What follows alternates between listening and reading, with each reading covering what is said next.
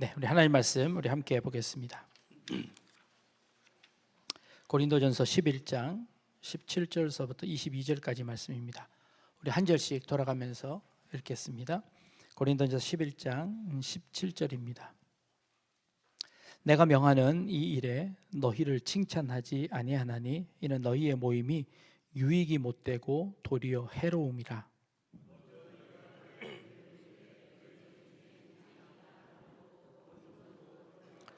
너희 중에 파당이 있어야 너희 중에 옳다 인정함을 받은 자들이 나타나게 되리라. 이는 먹을 때에 각각 자기의 만찬을 먼저 갖다 먹으므로 어떤 사람은 시장하고 어떤 사람은 취함이라.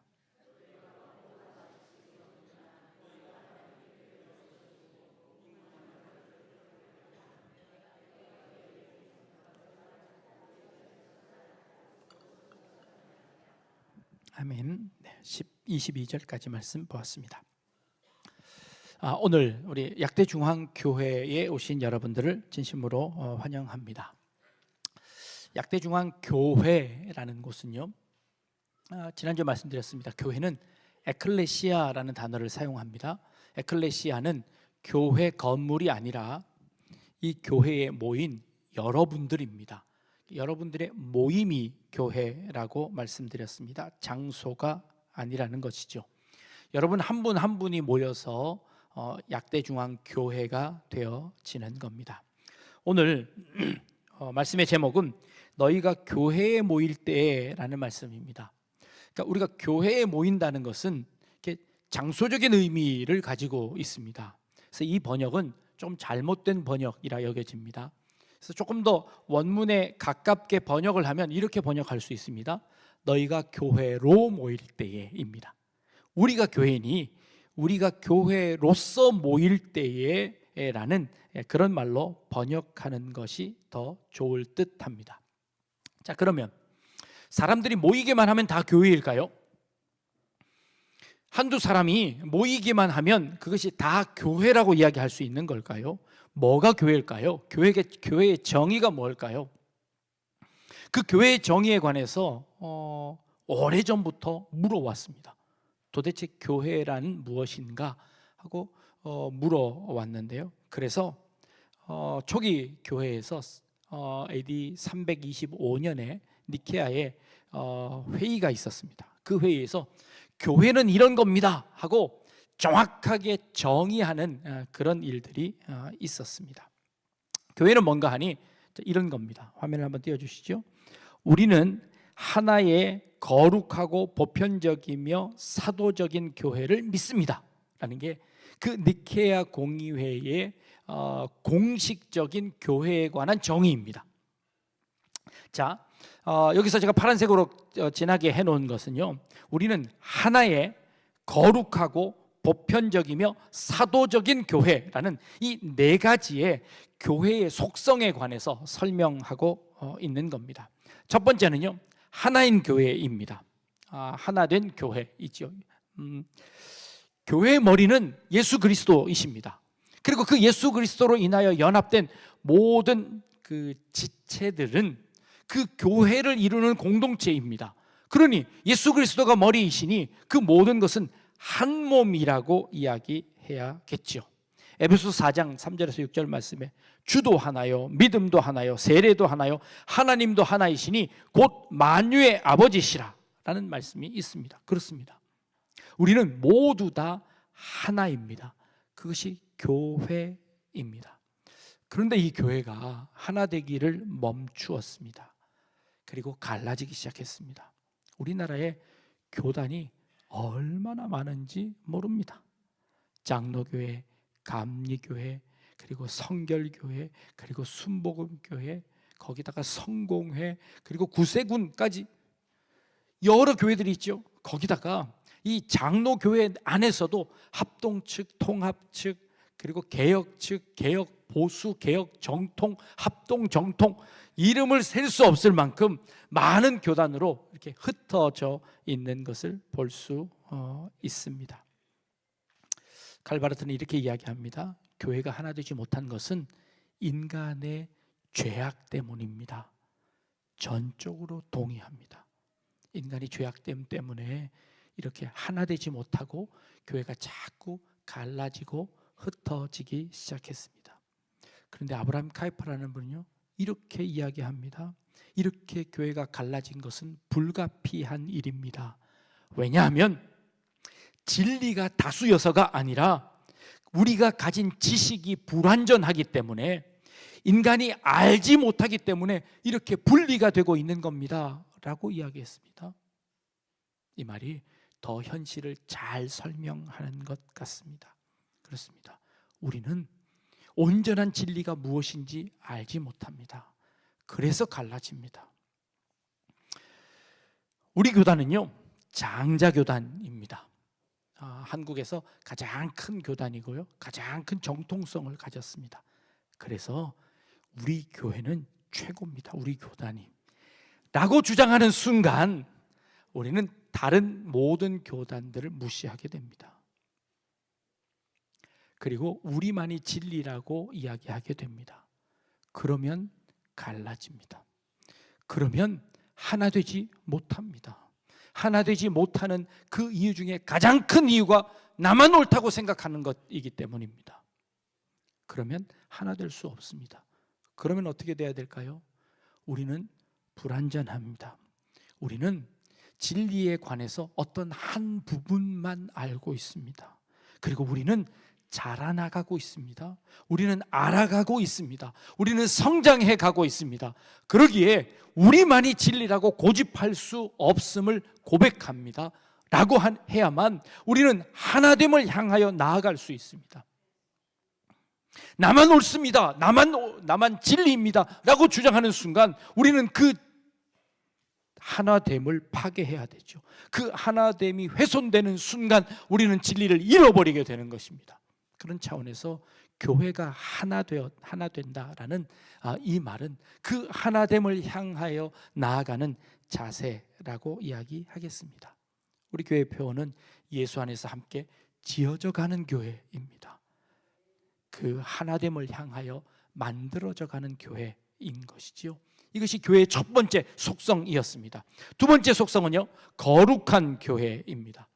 거룩이지요. 하나님은 거룩하십니다. 그래서 우리들도 거룩합니다. 그런데 그 거룩이 도대체 뭘까요? 거룩의 가장 큰 의미는 구별됨입니다. 구별된다라고 하는 것은 세상과 다름을 의미합니다. 그들과 조금 다르게 살아감을 의미합니다. 세상에 여러 모임들이 있습니다. 그런데 교회는 그 모임과 다릅니다.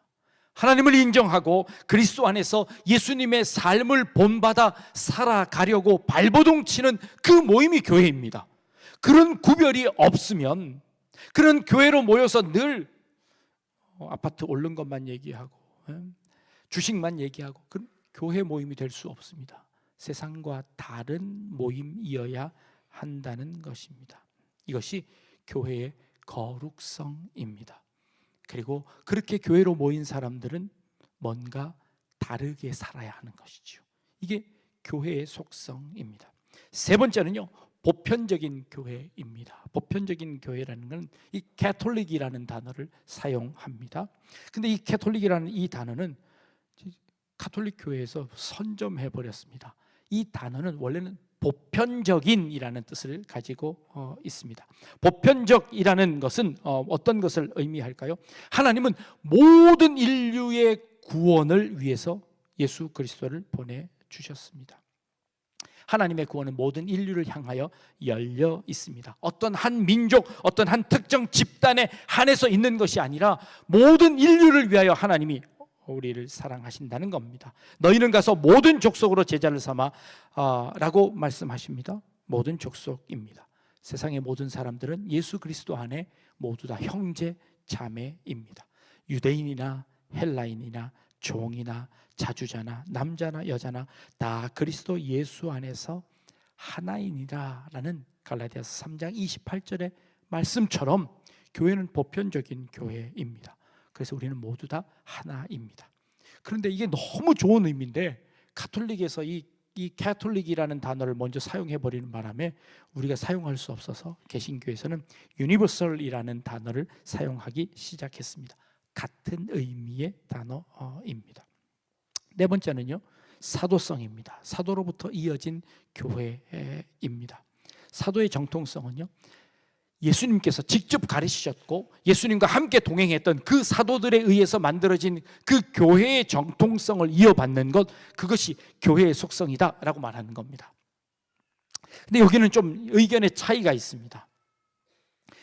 가톨릭 교회에서는 그 정통성을 누가 가지냐 하면 베드로가 가집니다. 베드로는 일대 교황이고요, 지금까지 그 베드로의 그 교황권을 계속해서 이어받아서 그 정통성을 유지하고 있는 교회는 가톨릭 교회밖에 없다. 그러니 진짜 교회는 가톨릭 교회이다 라고 주장하는 겁니다. 개신교에서는 어떻게 이야기할까요? 그것은 사람에 의해서 그 정통성이 이어지는 것이 아니라, 예수님께서 물어보실 때 베드로가 예수님이 누군가라고 하는 주는 그리스도시요 살아계신 하나님의 아들이십니다 라고 고백했던 그 고백 위에 교회가 세워졌으니, 사도의 정통성이라는 것은 사람에 의한 것이 아니라 바로 그 고백에 의한 것이다. 그 고백 위에 세워진 교회는 모두 다 사도의 정통성을 가지고 있는 그런 교회일 것이다 라고 이야기하는 겁니다.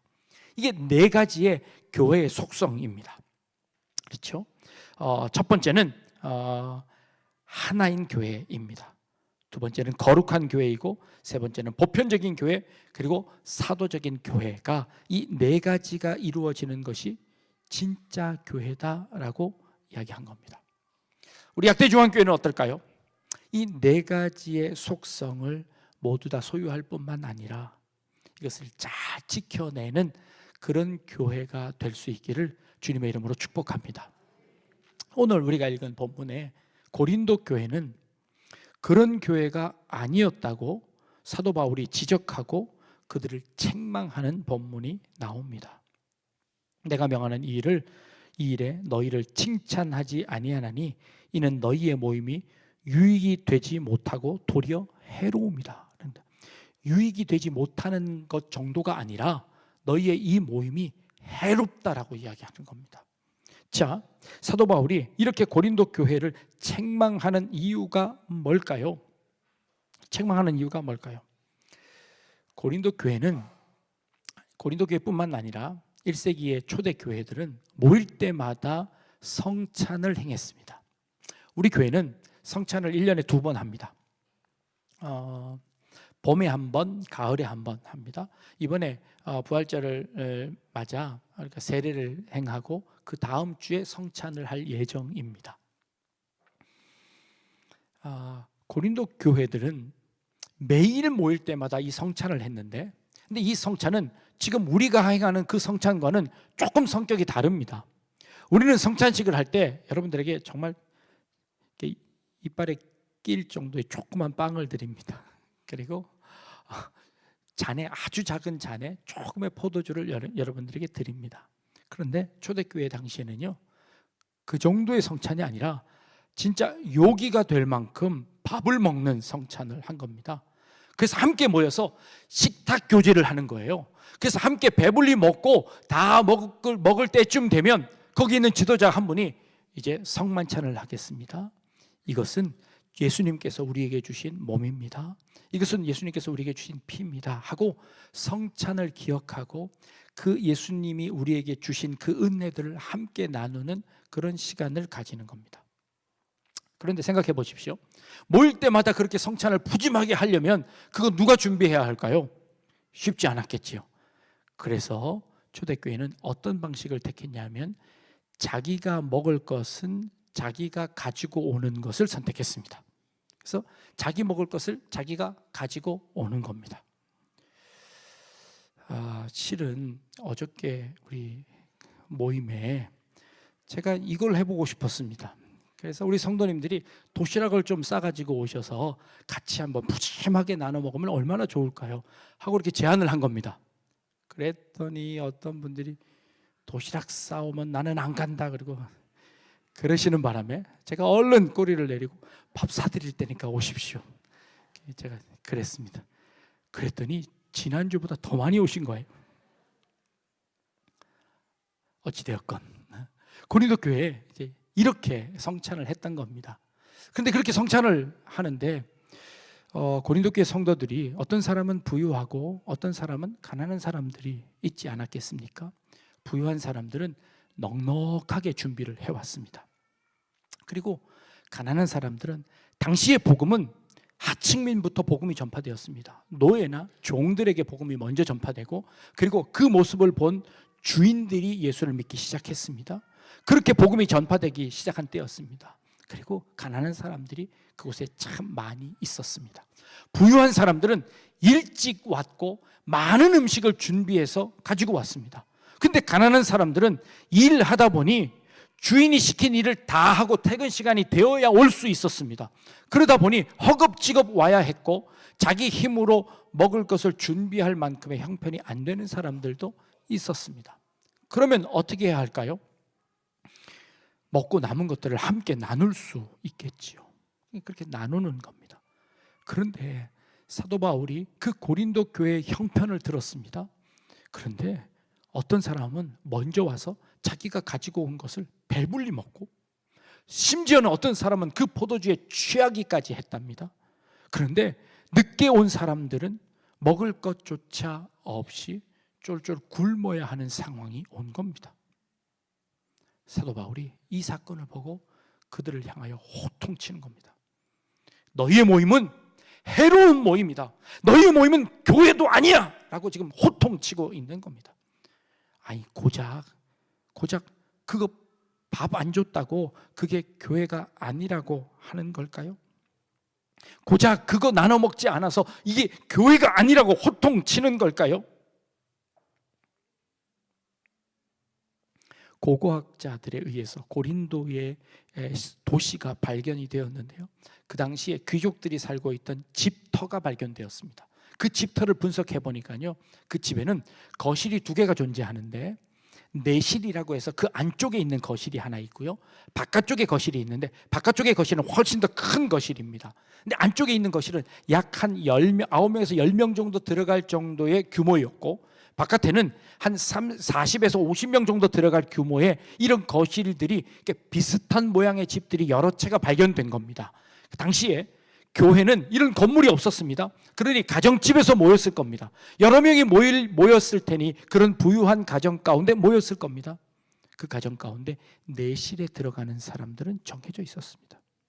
그 내실에 있던 사람들은 끼리끼리가 되었지요. 전체가 다 모여야 한 60명 정도 모였을 겁니다. 60명 정도 모이는 그 교회가 이렇게 끼리끼리가 되었습니다. 자기들끼리, 마음 맞는 사람들끼리, 부유한 사람들끼리 모여서 자기들이 먼저 먹었습니다. 취하게 먹었습니다. 그리고는 그 사람들을 돌아보지 않는 겁니다. 이게 사도 바울이 보기에는 이건 교회도 아니라고 이야기하는 겁니다. 교회도 아니라고 이야기하는 겁니다. 혹 우리 가운데는 그런 모습이 없을까요? 우리 교회는 그런 모습 없습니다 라고 말씀하시는 분들이 있을지도 모르겠습니다. 우리 주변을 한번 보십시오. 우리 신흥시장만 가더라도요, 우리 강남시장만 가더라도 외국인들이 굉장히 많습니다. 여러분들 보실 때 어떤 마음이 드십니까? 그들을 혹시 하대하지는 않으셨습니까? 저는 외국에서 살아본 경험이 있습니다. 한국 사람들끼리 이렇게 모여 있을 때 백인들이 우리를 보는 그런 눈초리들을 기억합니다. 저는 그 마음을 알기에 최대한 그렇게 하지 않으려고 노력합니다. 어쩌면 이것이 이렇게 우리끼리라는 것에, 우리가 모여 있는 우리끼리라는 이 교회로서의 의미를 가지지 못하는 것 아닐까 하는 생각을 가집니다. 하나 되는 교회가 아니었습니다. 그저 밥 먹는 것 하나 정도가 아니라 그걸 통해서 이 교회의 각 요소들이 다 파괴되어지는 그 모습을 보는 겁니다. 거룩한 교회, 구별된 교회입니다. 세상 사람들은 다 그렇게 해도 교회 안에서는 그러면 안 되었습니다. 우리는 압니다. 여성들에게 참정권이 주어진 것이 불과 100년이 조금 더 됩니다. 흑인들이 투표하게 되고 흑인들이 똑같이 되게 된 그것이 불과 100년이 조금 더 안 됩니다. 그러니 어쩌면 이 이 당시에 신분의 차이에 의해서 밥을 따로 먹는 것은 어쩌면 자연스러운 것일지도 모르겠습니다. 그 당시의 풍습 가운데는 어쩌면 자연스러운 풍습이었는지도 모르겠습니다. 우리나라의 양반과 천민들이 그 나누어진 것이 불과 100년 전이었습니다. 그때도 양반 천민이 있었습니다. 그러면 지금 이 2000년 전에는 어땠을까요? 더하지 않았을까요? 그럼에도 불구하고 이 사도 바울은 급진적으로 이야기합니다. 우리는 거룩한 사람입니다. 우리는 구별되어야 합니다. 우리는 다른 사람입니다. 그래서 세상 사람들이 다 그렇게 할 때에 우리는 하나님의 사랑으로 그 거룩성을 지켜내야 한다고 사도 바울은 그 고린도 교회에게 말하고 있는 겁니다. 보편적 교회를 어겼습니다. 왜요? 모든 사람은 하나님 안에서 하나입니다. 모든 사람은 같은 사람입니다. 예수 그리스도 안에 우리는 모두 다 형제입니다. 형제라고 하는데 그 형제로서의 삶을 살지 않는다면 이 보편적 교회도 이미 무너져 버렸습니다. 사도적 교회라고요? 이 사도적 교회는요, 여러분 사도행전 아시지 않습니까? 사도행전에 부유한 사람들이 초대교회에 자기의 전 재산을 사도에게 가져다 놓았습니다. 사도는 그 전 재산을 팔아다가 교인들이 각각 필요에 따라서 나누어 주었습니다. 어떻게 해요? 각각 필요에 따라서 나누어 주었습니다. 신분이나 더 많이 낸 사람, 더 적게 낸 사람 차별하지 아니하고 그 사람이 필요한 만큼을 쓸 수 있도록 제공해 주었습니다. 그래서 더 이상 거기에 빈부의 격차가 생기지 않았습니다. 그게 사도적 교회입니다. 그 사도적 교회를 계승하는 그 고린도 교회가 교회라고 하면서 지금 이 네 가지의 모든 교회의 속성을 그 밥 먹는 거 그거 하나로 말미암아 다 무너져 버렸습니다. 그래서 너희는 교회가 아니라고 지금 이야기하는 겁니다. 돌이켜 보아야 합니다. 우리는 그 참된 교회의 속성을 가지고 있는지, 우리는 교회로서 그 사명을 감당하고 있는지, 하나 되는 교회, 거룩한 교회, 보편적인 교회, 그리고 그 사도성을 계승하는 그 교회로서 우리 교회가 존재하고 있는지, 그 교회로서 우리가 그런 성도로서 살아가고 있는지 우리 자신들을 돌이켜 보아야 하는 겁니다. 그것 이루어지지 않으면 진짜 교회 아니다, 오히려 해로운 단체에 해당되는 것이다 라고 사도 바울이 이 고린도 교회 성도들을 향하여 책망하고 있습니다. 40주년을 맞이하며 우리 교회가 이런 교회가 되었으면 좋겠습니다.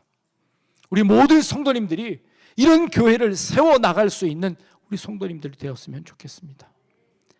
하나됨을 위해서 나만 옳다고 주장하지 않는 겁니다. 하나됨을 위해서 내가 희생할 줄 알아야 합니다. 나도 틀릴 수 있다는 것, 나와 다름을 인정해야 합니다. 그리고 세상과 다른 거룩함을 유지할 수 있기를 바랍니다. 그리고 우리는 다 하나입니다. 보편적인 교회입니다. 한국에 있는 교회나 저 선교지에 있는 필리핀에 있는 그 교회나 하나님이 세우신 교회임을 인정하고 이 교회가 함께 자라나갈 수 있도록 기도하고 격려하고 함께 하는 것이지요. 그리고 사도들이 세웠던 그 교회의 모범을 따라 그 아름다운 전통을 유지할 수 있는 그런 아름다운 교회로 약대중앙교회가 세워질 수 있기를 주님의 이름으로 축복합니다. 기도하겠습니다.